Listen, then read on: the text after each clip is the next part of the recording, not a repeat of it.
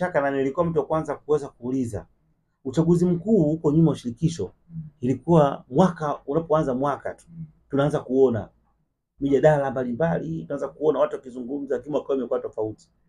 Watu waandishi mmekuwa kimya, wachambuzi tumekuwa kimya, redio zimekuwa kimya. Yaani kama hakuna kitu kilichotokea. Just imagine uchaguzi mwezi wa 8 lakini hakuna mijadala ya maana iliyofanyika tofauti kwa nyuma. Maana hapa kuna walakini, kuna kitu cha kujiuliza nini kimetokea. Ndio kasema kwamba inawezekana kani muendelezo ule ule wa watu kufungwa midomo sawa kwa kutumia rangi nzuri au harufu nzuri ili waweze kutulia, kitu ambacho ni hatari sana kwa mustakabali wa mpira wetu, kwa sababu hawa viongozi tunaochagua ndio hawa ambao leo hii wametufikisha hapa. Leo tumeingia kwenye wakati mgumu ni kutokana na maamuzi ya watu wachache ambao hawakutaka kuangalia mpira. Na kwa nini hawana hofu? Kwa sababu wanaamini kwamba wameingia kwa njia wanazojua wao. Lakini kama ingekuwa wameingia kwenda kutumikia mpira wasingethubutu kufanya leo yafanya.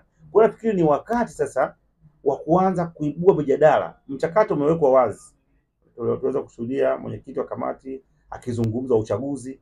Kwa hiyo from there tuanze kuangalia kuanzia mchakato wenyewe wa ratiba, namna ya kuchukua fomu, namna ya kurudisha fomu, vigezo ni vipi ambavyo tutakwenda kutumika vya kuweza kuchuja hao wagombea. Viwe wazi kwa sababu hii kitu sio siri.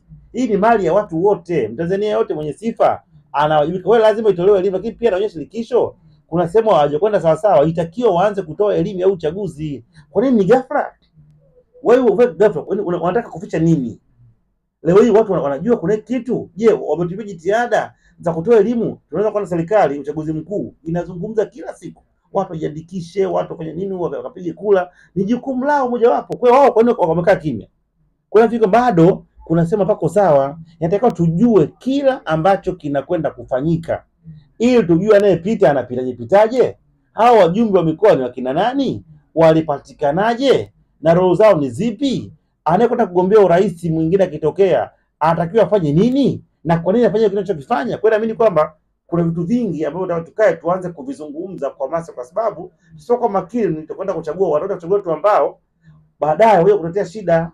Na hao watu wajumbe ambao wanakwenda kwenye mkutano mkuu wajue kwamba wamechukua dhamana ya watu walio wengi.